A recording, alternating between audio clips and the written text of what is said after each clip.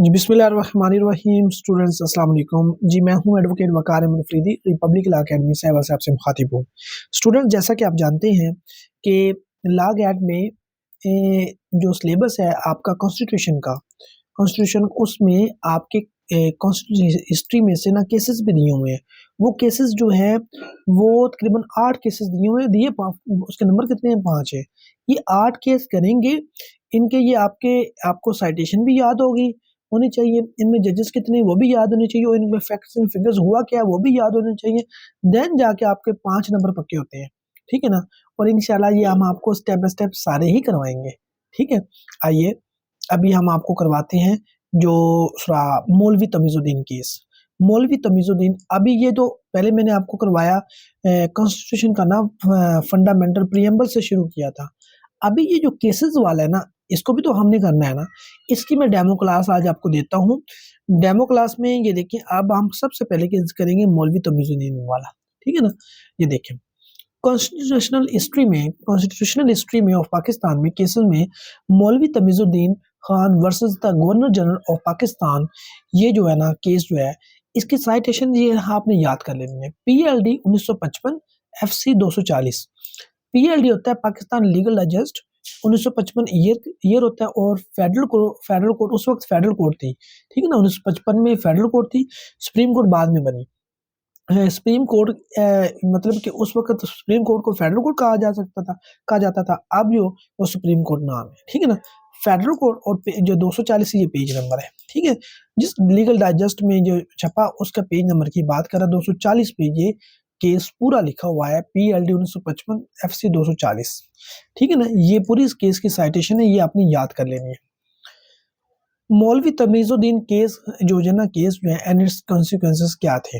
देखिए, ये जो पैरा मैं आपको पढ़ाऊँगा, इसके बाद ये देखिए पूरा डिटेल में केस है, ए टू ज़ी जो केस मेरे पास है, ये पढ़ने वाला है।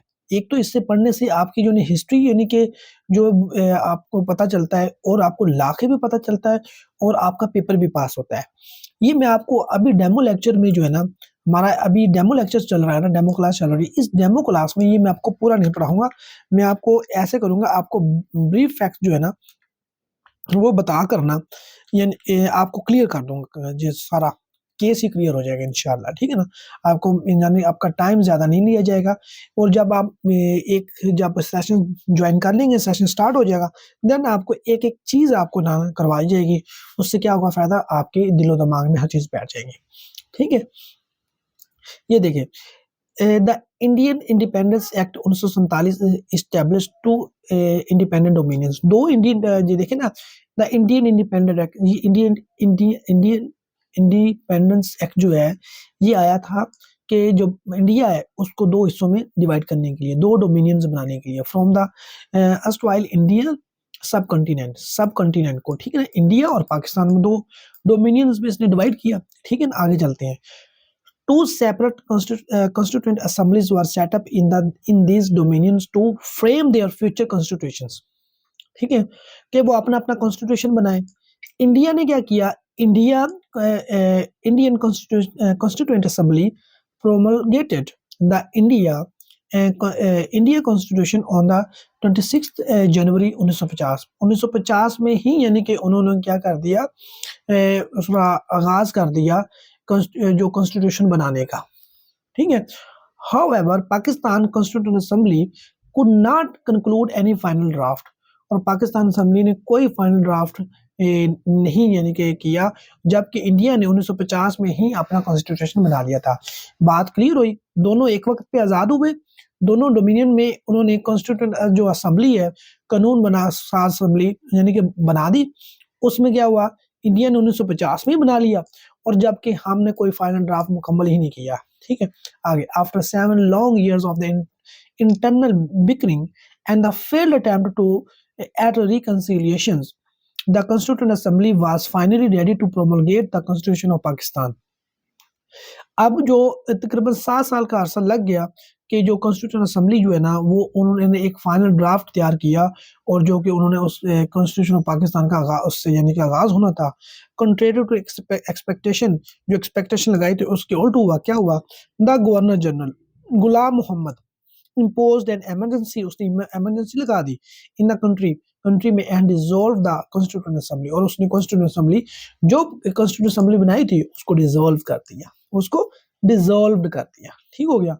The governor general cited various reasons, the governor general ने इसकी जो बहुत सारी रीजन दी फॉर डूइंग सो, कि मैंने ऐसा क्यों किया, इमरजेंसी क्यों लगाई और कॉन्स्टिट्यूंट असेंबली को डिसॉल्व क्यों किया, but did not mention any law और authority whereby he was dissolving the constituent assembly. ना तो उसने कोई ऐसी अथॉरिटी मेंशन की और ना ही कोई लॉ किया कॉन्स्टिट्यूंट असेंबली को डिसॉल्व करने के लिए। आगे क्या है, ही appointed a fresh council of minister भी नहीं लगा दी, एंड रिस्ट्रेंड और रोक दिया किसको, द प्रेसिडेंट कौन था कॉन्स्टिट्यूंट असेंबली का, ऑफ द कॉन्स्टिट्यूंट असेंबली का, मौलवी तमीजुद्दीन।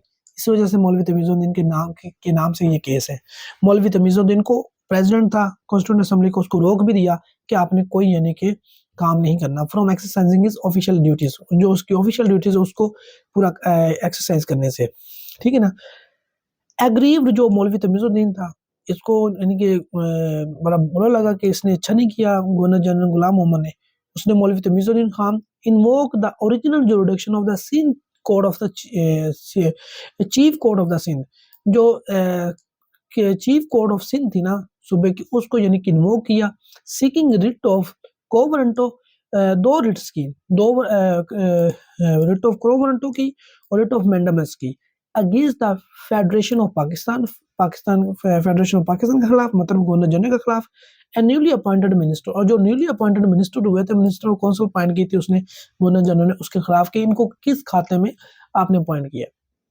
अब बात समझ में आ गई कि पाकिस्तान बना, दोनों यानी कि इंडिया और पाकिस्तान बन गया, इंडिया ने भी अपना कॉन्स्टिट्यूशन बना लिया, पाकिस्तान बनाने में नाकाम रहा, और पाकिस्तान ने क्या किया कि जब यानी कि कॉन्स्टिट्यूशन का आगाज होना ही था, बनना है, तकरीबन ड्राफ्ट फाइनल ही था, तो गुलाम मोहम्मद जो गवर्नर जनरल थे उसने क्या किया, इमरजेंसी लगाकर कॉन्स्टिट्यूशन असेंबली को डिसॉल्व कर दिया, और कोई इसकी रीजन भी नहीं दी, और काउंसिल ऑफ मिनिस्टर को भी नए अपॉइंट कर दिए, और जो प्रेसिडेंट था जो कॉन्स्टिट्यूशन असेंबली का वो मौलवी तमीजुद्दीन, उसको भी यानी कि रोक दिया ऑफिशियल ड्यूटी परफॉर्म करने से। और इसके रिजल्ट में मौलवी तमीजुद्दीन जो था वो कहाँ गया, वो चीफ सिंध कोर्ट को यानी कि उसने उनका दरवाजा खटकाया कि इनसे पूछा जाए कि ये जो गवर्नर जनरल ने ये काम क्यों किया, ये असेंबली दोबारा बहाल की जाए कॉन्स्टिट्यूशन असेंबली, और रिट ऑफ मैंडामस की कि ये जो नए जो काउंसिल ऑफ मिनिस्टर्स अपॉइंट किए ये किस यानी कि क्यों अपॉइंट किए, इनकी तो बनती ही नहीं है अपॉइंटमेंट, ठीक है जी। ये दो रिट्स की थी, ये दोनों रिट आप याद रखनी है, मौलवी तमीजुद्दीन खान में दो रिट्स थी, writ of quo warranto and writ of mandamus.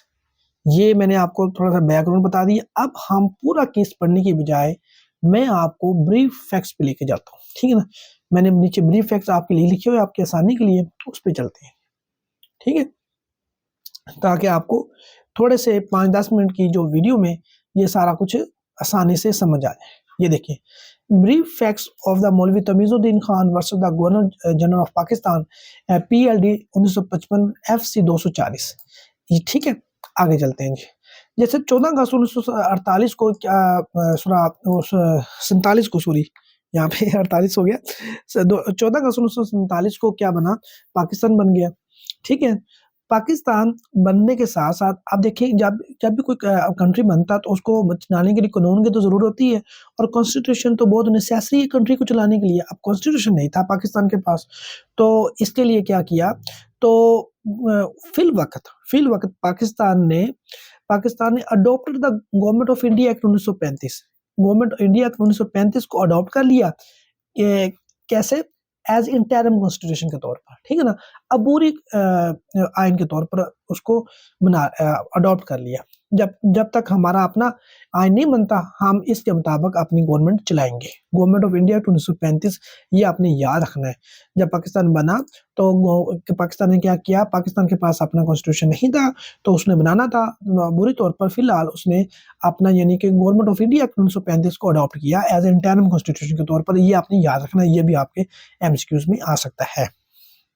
ये जो तस्वीर जो मैंने आपके साथ शो की हुई है, ये गवर्नमेंट ऑफ इंडिया 1935 की है, ये आप देख लें। इससे आपको पिक्टोरियल ये शेप मैंने इसलिए दी ताकि आपको याद रहे। आगे जो कॉन्स्टिट्यूएंट असेंबली जो है वाज आल्सो मेड, और कॉन्स्टिट्यूएंट असेंबली भी बना दी गई, to make the constitution of Pakistan.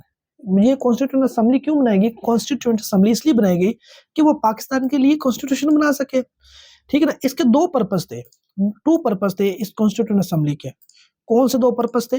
एक था to make the constitution for Pakistan, और दूसरा था to make legislation for Pakistan. Legislation करना, कानून साजी करना, कॉन्स्टिट्यूशन बनाना, और दूसरा कानून साजी करना, ठीक है ना। ये दो पर्पस थे। अब आगे चलते हैं। 1953 में क्या हुआ? गवर्नर जनरल जो था, अब अगर उसको देखा जाए आज के मुताबिक, वो प्रेसिडेंट होता, प्रेसिडेंट के ओहदे के बराबर है था। गवर्नर जनरल उस वक्त और प्रेसिडेंट आपका ये उसके बराबर होता है, ठीक है ना। गवर्नर जनरल गुलाम मोहम्मद ने क्या किया 1953 में? उसने प्राइम मिनिस्टर जो था ना उस वक्त, ख्वाजा नाज़मुद्दीन, उसको यानी कि क्या कर दिया उसको, सॉरी, उस वक्त जो प्राइम मिनिस्टर ख्वाजा ख्वाजा नाज़मुद्दीन था, और गवर्नर जनरल कौन था? गुलाम मोहम्मद था। ये दो चीजें आपने याद रखनी है। उस वक्त प्राइम मिनिस्टर की अगर एमसीक्यूज आए तो कौन था? ख्वाजा नाज़मुद्दीन। और गवर्नर जनरल कौन था? गुलाम मोहम्मद। गुलाम मोहम्मद ने 1953 में इमरजेंसी लगाकर ये सारा काम खराब किया था, कॉन्स्टिट्यूशन को डिले किया था। आगे देखेंगे आर्टिकल 10 ऑफ द आर्टिकल 10 किसका? ये मैंने एब्रिविएशन इस पे लिखा है, द गवर्नमेंट, टी से द, जी गवर्नमेंट, ओ से O, I India, A act, the government of India 1935 का आर्टिकल कौन सा? 10। इसने क्या किया? इसने कहा कि governor general has power to dismiss the prime minister, ठीक है ना। इस आर्टिकल 10 के मुताबिक क्या गवर्नर जनरल क्या कर सकता था कि प्राइम मिनिस्टर को डिसमिस कर सकता, बरतरफ कर सकता था, ठीक है ना। ये गवर्नर जनरल के पास क्या थी? पावर थी, आर्टिकल 10 के मुताबिक, गवर्नमेंट ऑफ इंडिया 1935 के मुताबिक। ये आपने लाइन याद कर लेनी है, ठीक है ना, अपनी माइंड में रखनी है अपनी चीज। अब आगे चलते हैं। डिस्प्यूट अराइज हुआ किन के दरमियान? गवर्नर जनरल के दरमियान और प्राइम मिनिस्टर के दरमियान। मेरी बात समझ में आ रही? मैं आपको शॉर्ट करके सारी चीजें बता रहा हूँ। आगे चलते हैं। गवर्नर जनरल गुलाम मोहम्मद ने used his power under the article 10। जो आर्टिकल अंदर ये वाली पावर यूज की उसने कि वो प्राइम मिनिस्टर को डिसमिस कर सकता। उसने अपनी पावर यूज की under article 10 and dismiss the prime minister Khwaja Nazimuddin, और उसको डिसमिस कर दिया, उसकी हुकूमत को खत्म कर दिया। ही appointed Mohammad Ali Bogra as a prime minister of Pakistan. उसने मोहम्मद अली बोगरा को प्राइम मिनिस्टर लगा दिया, ठीक हो गया। मोहम्मद अली बोगरा MAB, मैंने Mohammad Ali Bogra made 2 amendments in the किसमें की? The government of India act 1935। मैंने एब्रिविएशन में लिखा है, इसका और कोई मतलब नहीं है, ठीक ना। गवर्नमेंट ऑफ इंडिया एक्ट में उसने 2 अमेंडमेंट्स किए, 2 अमेंडमेंट्स की। ये आपने याद रखना है। कौन सी 2 अमेंडमेंट्स? टू सेव हिमसेल्फ, अपने आप को बचाने के लिए, from the order of the governor general Ghulam Mohammad, के अगर वो ख्वाजा नाज़मुद्दीन को कर सकता है बरतरफ, तो मुझे भी कर सकता है। तो लिहाजा उसने 2 अमेंडमेंट्स की।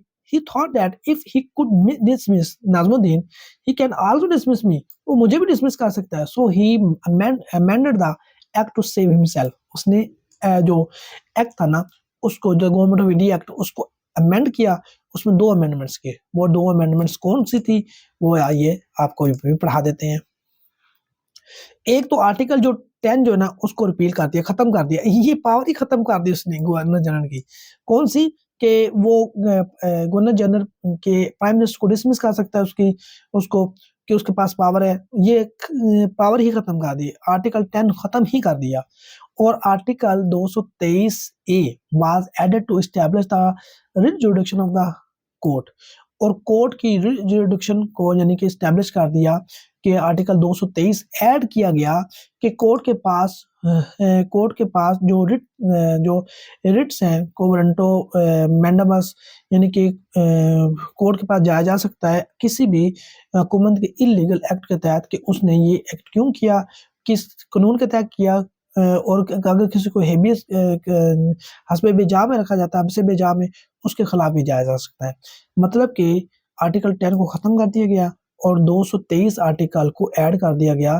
कोर्ट की रिट जुडिक्शन को यानी कि कायम की गई कि रिट में कोर्ट के पास जाया जा सकता है कि आइन के आर्टिकल के मुताबिक, ठीक है ना, कि कोर्ट से रिट किसी भी अदालत को इशू करवाई जा सकती है कि आपने ये under what authority you used your power और under what authority you are enjoying your office, ये ठीक है ना। ये जो आर्टिकल 223 ऐड किया गया और आर्टिकल 10 जो उसको रिपील किया गया, ये 2 अमेंडमेंट्स हुई थी, ठीक है। आगे चलते हैं। ये फॉर दीज अमेंडमेंट्स, इन अमेंडमेंट्स के लिए the assent of the governor general was not taken. अब जो थे ना मोहम्मद अली बोगरा ने असेंट तो ली नहीं, the assent of the governor general Mohammad Ali Bogra was not taken, assent नहीं ली गई। So disputes had been arises between Mohammad Ali Bogra and governor general Ghulam Mohammad. अब इस पे डिस्प्यूट अराइज हो गया बोगरा के दरमियान जो प्राइम मिनिस्टर थे और गवर्नर जनरल गुलाम मोहम्मद के दरमियान, ठीक हो गया इस बात पे। ले अब क्या हुआ, now what governor general Ghulam Mohammad did. अब गवर्नर जनरल गुलाम मोहम्मद ने किया क्या, ठीक है, ये देखें। ही डिसॉल्व्ड कॉन्स्टिट्यूएंट असेंबली, उसने कॉन्स्टिट्यूएंट असेंबली को डिसॉल्व कर दिया, ठीक है ना। He constituted new minister of council, constituent minister of council जो है ना उसने अपॉइंट कर दिए, ठीक हो गया। वेयर इज मौलवी तमीजुद्दीन, फिर मौलवी तमीजुद्दीन कहाँ पे गया, मौलवी Tamizuddin was president of the constituent assembly, ठीक है ना। मौलवी तमीजुद्दीन तो ही तो कॉन्स्टिट्यूएंट असेंबली के प्रेसिडेंट थे। अब फाइल 2 इसने क्या किया, ये जो जब उसने कॉन्स्टिट्यूएंट असेंबली खत्म की तो मौलवी तमीजुद्दीन का यानी कि ओहदा भी खत्म हो गया। तो इसने मौलवी तमीजुद्दीन ने क्या किया, फाइल 2 पिटिशंस, 2 रिट पिटिशन की, किसके तहत, अंडर आर्टिकल 223 के तहत। ये जो ऊपर अमेंडमेंट मोहम्मद अली बोगरा ने की थी कॉन्स्टिट्यूशन में, आर्टिकल एक्ट में की, गवर्नमेंट ऑफ इंडिया एक्ट में 223 के तहत रिट में जाया जा सकता है कोर्ट के पास, तो वो उसके तहत हो गया इस चीफ सिंध कोर्ट में, ठीक है ना। आगे आगे रिट ऑफ मैंडेमस, उसने 2 रिट्स कौन सी की, writ of mandamus to resolve the constituent assembly के, मतलब कि उसको बहाल किया जाए कॉन्स्टिट्यूएंट असेंबली को, मैंडेमस इसलिए की। और आगे सेकंड रिट ऑफ द कोवरेंटो, कोवरेंटो इसलिए की under which capacity new minister of council was appointed, कि किस कैपेसिटी के तहत यानी कि जो न्यू मिनिस्टर ऑफ काउंसिल, जो काउंसिल ऑफ मिनिस्टर जो है ना वो अपॉइंट किए गए, ठीक है ना जी। ये यार 2 रिट्स की गई, ये आपने याद रखनी है, ये 2 पेपर में अक्सर आते हैं, इसके एमसीक्यूज बनता है। आगे चलते हैं जी। गवर्नर जनरल जो है ना रेज्ड ऑब्जेक्शन दैट आर्टिकल 222 जो 223 ए जो है has not yet received assent of the governor general. अब गवर्नर जनरल उसने रेड की, गवर्नर जनरल ने कहा कि 223 जो है ना ए, इसने तो अभी तक मेरी असेंट ही हासिल नहीं की, लिहाजा ये लॉ नहीं है, so it is not law. That is why the chief Sindh court has not jurisdiction to issue the writs. तो कहा कि जो जब मौलवी तमीजुद्दीन ने रिट फाइल की चीफ सिंध कोर्ट में, तो गवर्नर जनरल की तरफ से जो रिप्लाई आया फेडरेशन की तरफ से, उसने कहा कि ये 223 के तहत जो रिट मौलवी तमीजुद्दीन ने की है ये तो ला है ही नहीं, क्योंकि इसने तो गवर्नर जनरल की असेंट ही हासिल नहीं की, लिहाजा एक सिंध जो चीफ कोर्ट है वो रिट इशू नहीं कर सकती। आगे देखें, जो चीफ सिंध कोर्ट ने क्या किया, चीफ सिंध कोर्ट ने क्या किया, over ruled the all the objections, उन्होंने ऑब्जेक्शन को ओवर रूल कर दिया, मतलब कि एक भी ना यानी कि ऑब्जेक्शंस को नहीं माना। रेज्ड बाय द रिस्पोंडेंट्स, मतलब कि जो फेडरेशन की तरफ से या गवर्नर जनरल की तरफ से जो किए गए, एंड अलाउड द रिट्स, और रिट अलाउ कर दिया, मौलवी तमीजुद्दीन को अलाउ कर दिया और रिट अलाउड कर दी कि रिट इशू कर दी, एंड रिजोल्व द असेंबली, और असेंबली को बहाल कर दी, and said assembly is sovereign, कि असेंबली सोवरन है, इसको assembly sovereign and can not be dissolve, इसको डिसॉल्व नहीं किया जा सकता, इसको खत्म नहीं किया जा सकता।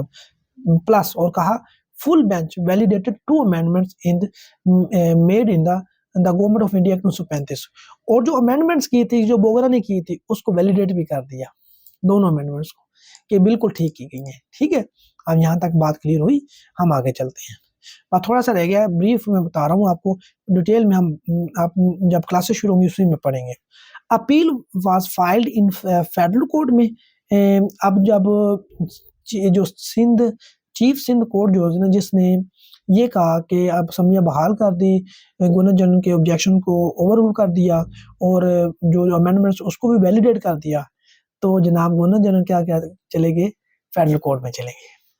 Appeal was file in the federal court में, अपील फाइल कर दी गई by the governor general Ghulam Mohammad against the decision of the chief Sindh court ने जो फैसला दिया उसके खिलाफ, ठीक है। चीफ जस्टिस उसमें मुनीर थे, ठीक है, चीफ जस्टिस मुनीर थे। डिसाइडेड, इसने अपील एंड अलाउड अपील, और अलाउ कर दिया, मतलब कि अपील सुनने शुरू कर दी। अलाउ कर दिया जी। Dismiss the writ petition filed by the Maulvi Tamizuddin, और जो रिट पिटीशन जो थी जो मौलवी तमीजुद्दीन ने फाइल की उसको डिसमिस कर दिया, मतलब कि जो चीफ सिंध कोर्ट ने फैसला दिया तो उसको खत्म कर दिया। ग्राउंड्स क्या दी, ग्राउंड ये दी, ये देखिए ग्राउंड्स जस्टिस मुनीर ने क्या ग्राउंड दी, चीफ जस्टिस ने said that assent of the governor general is was necessary, इसने कहा कि वो क्या है, जो गवर्नर जनरल जो है कि असेंट जो है ना वाज नेसेसरी थी for the amendment in the government of India 1935 में। अमेंडमेंट के लिए जो गवर्नर की असेंट थी ना वो क्या थी, असेंट ऑफ द गवर्नर जो वो नेसेसरी थी, जरूरी थी। And two amendments made in this act was made without the assent of the governor general, वो जो अमेंडमेंट दोनों की गई थी वो विदाउट गवर्नर जनरल के असेंट से की गई थी। So this is not law, जब ये लॉ नहीं है, that's why the chief Sindh court जो थे उसने क्या किया, हैड नॉट जुरिडिक्शन, उसके पास जुरिडिक्शन ही नहीं थी to entertain the writs, writ को एंटरटेन करने की। So the decision was made in favour of the governor general Ghulam Mohammad, तो जो फेडरल कोर्ट नहीं थे उसने गुलाम मोहम्मद जो गवर्नर जनरल थे उसके फेवर में फैसला दे दिया। नीचे का फैसला जो चीफ सिंध कोर्ट का था उसको डिसमिस कर दिया। ये था जनाब आपका मौलवी तमीजुद्दीन का केस, ठीक है ना। चीफ सिंध कोर्ट ने मौलवी तमीजुद्दीन के हक में दिया और फेडरल कोर्ट ने गवर्नर जनरल गुलाम मोहम्मद के हक में दिया, ठीक है ना। दो रिट्स फाइल की गई, writ of mandamus, writ of को ग्रांटो। इसमें चीफ जस्टिस को थे जस्टिस मुनीर थे, और इसमें जो 5 जजेस थे, 4 जजेस ने मौलवी तमीजुद्दीन के खिलाफ दिया और एक जज ने कार्लिनिस आई थिंक सो थे उन्होंने उसका दिया मौलवी तमीजुद्दीन के हक में, ठीक है। इस तरह जो केस का फैसला गवर्नर जनरल गुलाम मोहम्मद के हक में हुआ और मौलवी तमीजुद्दीन के खिलाफ हुआ, ठीक है जनाब। इस तरह से ये केस था, इसके ब्रीफ फैक्ट्स मैंने बता दिए, इसको डिटेल में हम अगली क्लास में इंशाल्लाह जब क्लासेस का बाकायदा आगाज होगा तब पढ़ेंगे। बहुत शुक्रिया। लेक्चर लेंथी हो गया 22 मिनट का, मैंने इसको 10-15 मिनट का कवर करना था, लेकिन केस था इसको आपको अच्छी तरह ब्रीफ बताना भी तो बहुत ज़रूरी था। तो मिलते हैं अगले लेक्चर में, तब तक के लिए वक़ार अहमद फरीदी को इजाज़त दीजिए। अल्लाह हाफिज़।